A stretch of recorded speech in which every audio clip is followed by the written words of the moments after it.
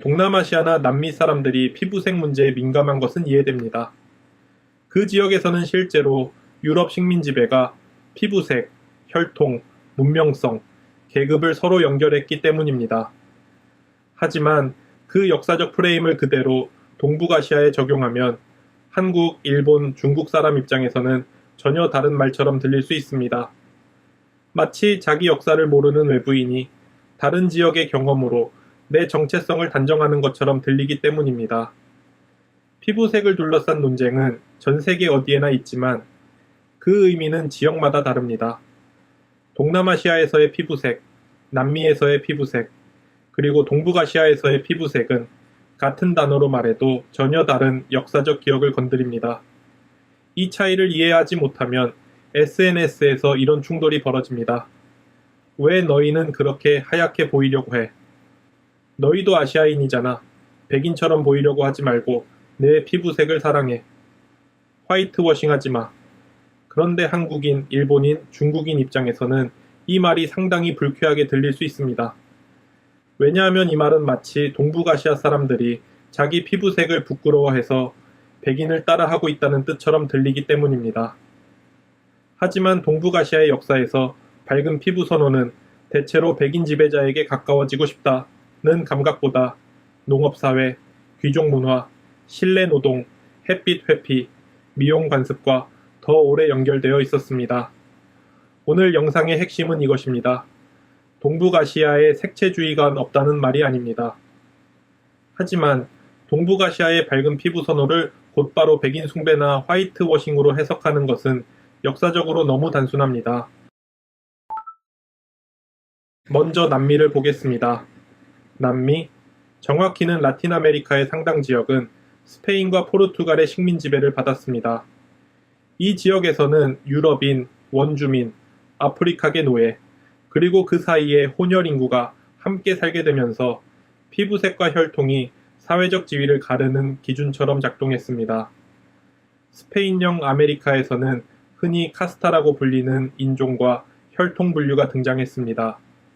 18세기 멕시코를 중심으로 제작된 카스타 회화는 스페인계, 원주민, 흑인, 혼혈 집단을 분류하고 그 분류를 의복, 직업, 가정 배경, 사회적 위치와 연결했습니다.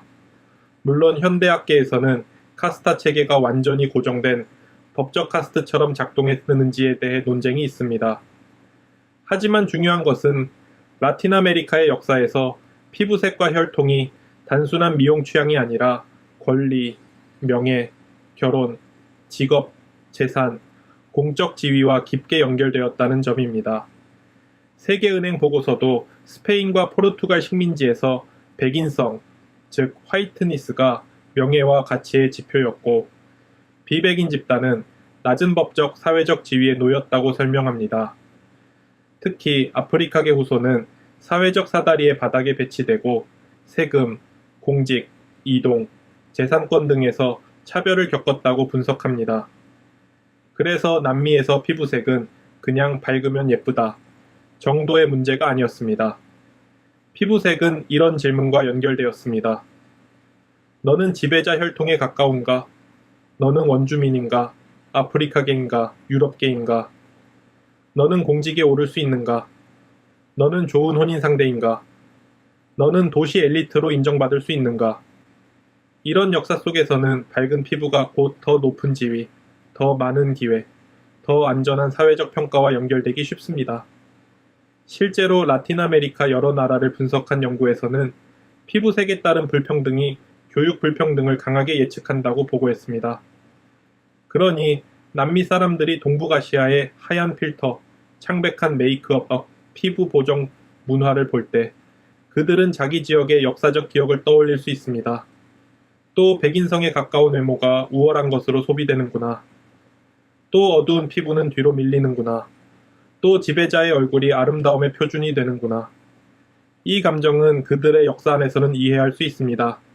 하지만 문제는 여기서 발생합니다. 그 역사적 경험을 동북아시아에 그대로 적용하면 설명이 어긋납니다. 동남아시아도 마찬가지입니다. 동남아시아는 하나의 경험으로 묻기 어렵습니다.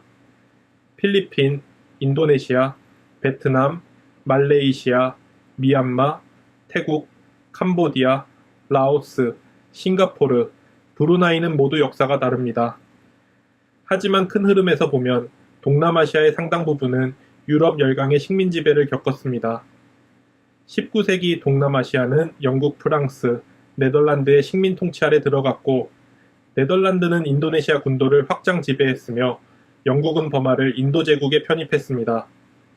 인도네시아, 당시 네덜란드령 동인도에서는 식민지 사회 질서가 매우 인종화되어 있었습니다.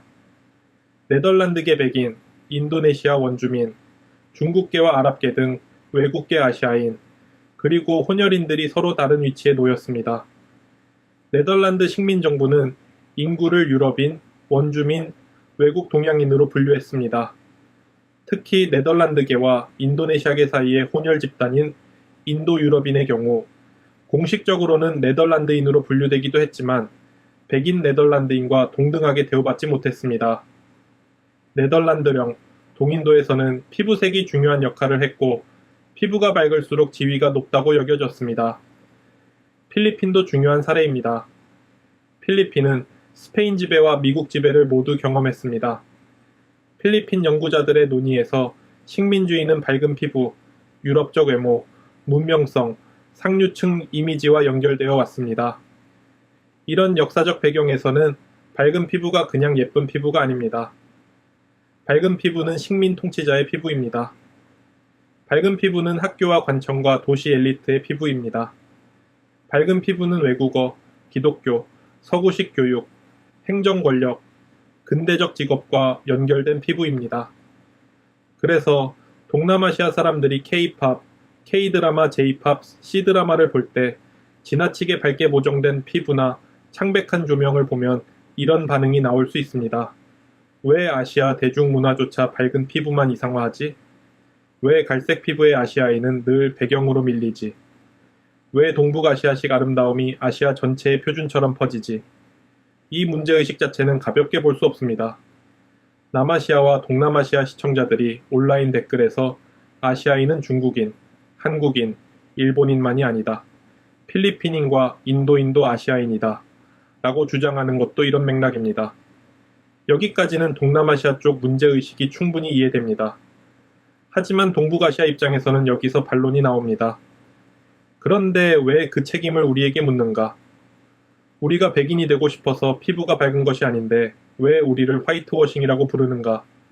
아시아인이 꼭 갈색이어야 진짜 아시아인인가? 바로 이 지점이 SNS 충돌의 핵심입니다. 동북아시아의 역사는 남미나 동남아시아와 다릅니다. 한국, 일본, 중국은 서양 열강과 접촉하지 않은 것이 아닙니다. 중국은 아편전쟁 이후 불평등 조약과 조개, 조차지, 세력권을 겪었습니다. 일본도 페리 제독의 함대가 도쿄만에 들어오면서 서구와의 정기교역과 교섭이 다시 열렸습니다. 하지만 일본은 이 충격 이후 메이지 유신과 근대화를 통해 오히려 제국주의 열강의 일원이 되었습니다. 일본은 대만을 식민지화했고 한국을 병합했고 만주국을 세웠고 중국 북부 일부를 점령했습니다. 한국은 서양 열강에 의해 장기간 직접 식민 지배를 받은 것이 아니라 일본 제국주의에 의해 1910년부터 1945년까지 식민 지배를 받았습니다. 초기에는 군사 통치가 매우 가혹했고 전시동원기에는 강제동원과 창씨개명 압박 등이 있었습니다. 이 차이가 중요합니다. 남미와 동남아시아에서는 피부색이 유럽인 지배자 대 현지인 피지배자라는 구조와 강하게 연결되었습니다. 하지만 동북아시아의 근현대 질서는 대체로 백인 대 유색인이라는 구조보다는 일본 제국 대 한국, 중국, 대만, 혹은 서양 열강 대 동아시아 국가, 혹은 근대화한 국가다의 뒤처진 국가라는 구조로 경험되었습니다. 물론 일본 제국주의도 인종주의와 문명주의적 우월감이 있었습니다. 이 점은 절대 축소하면 안 됩니다. 다만 그것은 남미식 카스타나 동남아식 백인 식민 엘리트 구조처럼 피부색이 곧바로 법적 신분표가 되는 체계와는 달랐습니다. 한국인이 일본 지배를 받을 때 차별의 기준은 피부가 더 어두워서가 아니었습니다. 중국인이 일본 침략을 받을 때 차별의 기준도 피부색이 갈색이라서가 아니었습니다. 대만인이 일본 식민 지배를 받을 때도 핵심 축은 피부색보다 제국의 국적, 언어, 교육, 충성, 동화, 문명화 담론이었습니다. 다시 말해 동북아시아의 식민 경험에서 중요한 것은 피부색보다 민족, 국가, 제국, 언어, 이름, 교육, 충성, 근대화였습니다. 그러니 한국인이나 일본인, 중국인에게 너희는 백인처럼 보이고 싶어서 피부를 밝게 만든다 라고 말하면 그들은 이렇게 느낄 수 있습니다. 우리 역사를 너무 미국식, 남미식, 동남아식 피부색 질서로만 읽는 것 아닌가? 우리는 백인 지배자에게 동화되려고 이러는 게 아닌데. 우리에게도 식민지와 전쟁의 기억이 있지만 그 구조는 피부색 카스트와 다르다. 이 반응은 충분히 이해할 수 있습니다.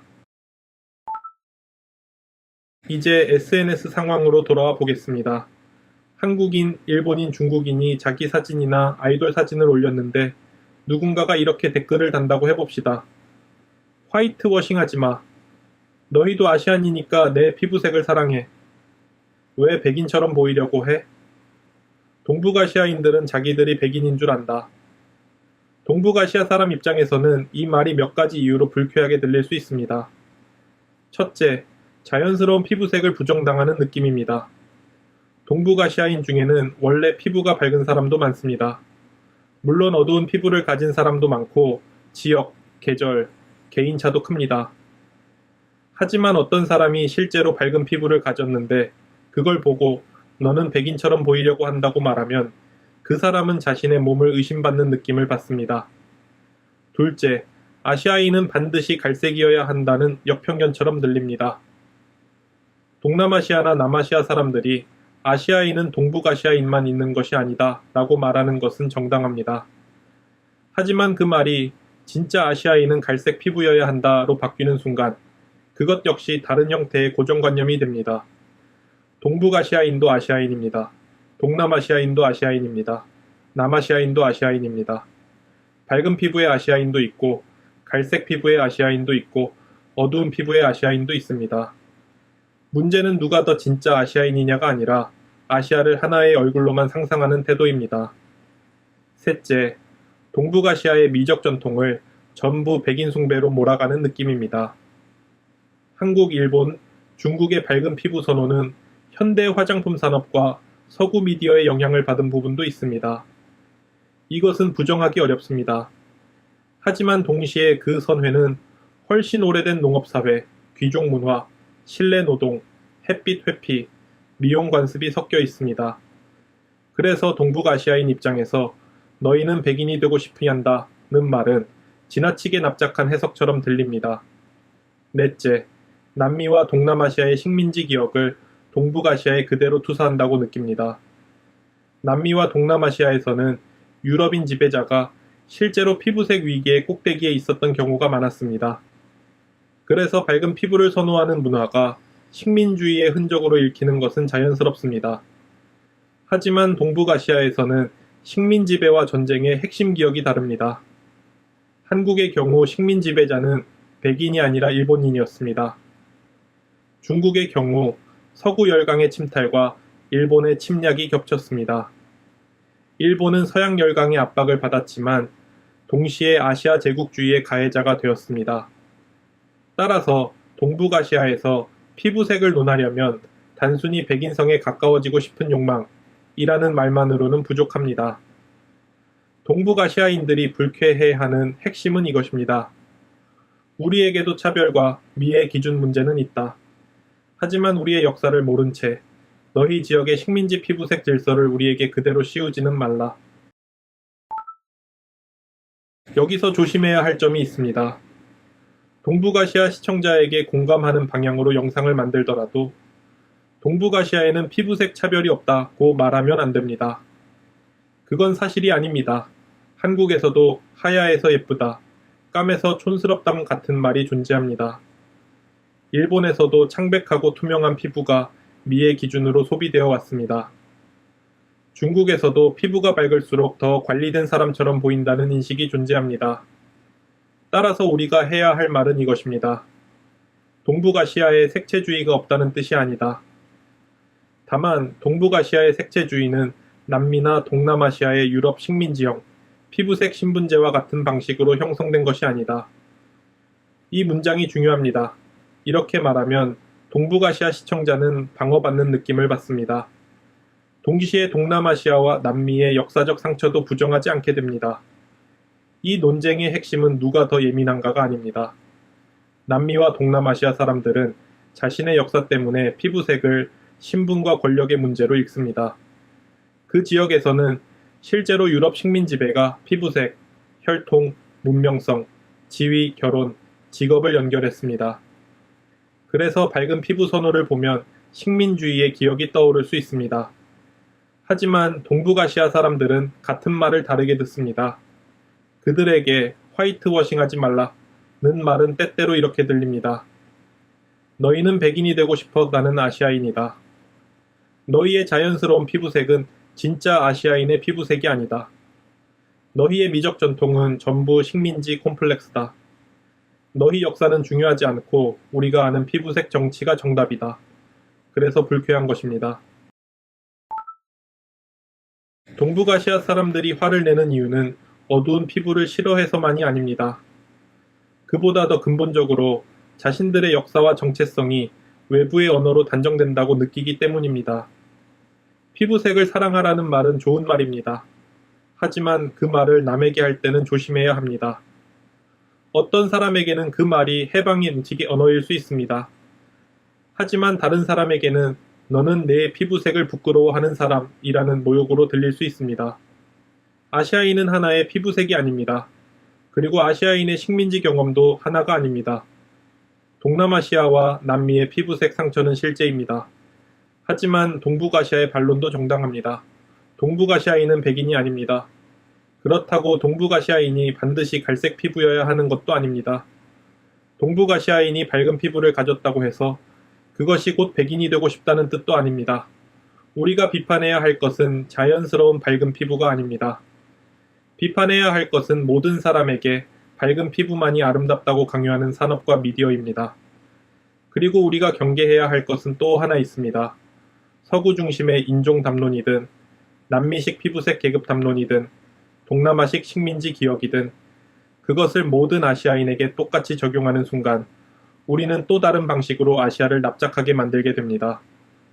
동북아시아의 반론은 단순합니다. 우리도 색채주의를 돌아볼 필요는 있다. 하지만 우리를 이해하려면 우리의 역사로 이야기해달라. 이 한 문장이 오늘 영상의 가장 강한 메시지입니다.